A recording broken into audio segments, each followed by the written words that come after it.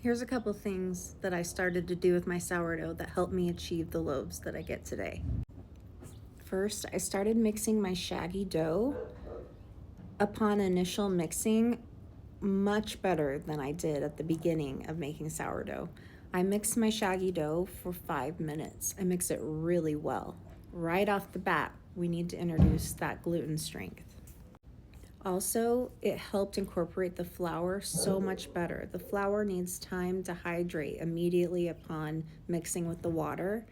And when you're mixing your shaggy dough, you really want to make sure that all that dry flour is mixed in really well. Number two, I started taking my dough out of the bowl and putting it on the counter to do my stretch and folds or my coil folds. Which brings me to number three, coil folds. I really stopped doing a lot of stretch and folds and I started primarily only doing coil folds. Coil folds on the countertop and really working the dough very gently. The skin that forms over the top of your dough is kind of my guide. I don't want to break that skin. So I do my coil folds and I pull it close and I push it and I tighten that skin up, but I don't really want to break it. So that kind of gives you a gauge of how gentle to be. Let me know in the comments if you'd like more content like this. Next, temperature. Another one is a temperature gauge. I really was not achieving professional standard loaves until I started temping my dough. I personally aim for 80 degrees.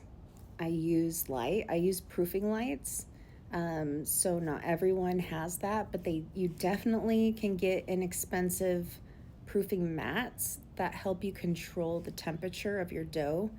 If it's colder in the room, if the dough is colder and it takes longer than the recipe recommends, that is totally okay. You will get and you can get a big, beautiful loaf with that, with a colder room, with colder dough. But I always am so much happier with the texture, the touch, the experience of making bread if I keep my temperature consistent. And I aim for like 78, 79, 80 degrees. If you like these tips and enjoy my content, please give me a like and follow below.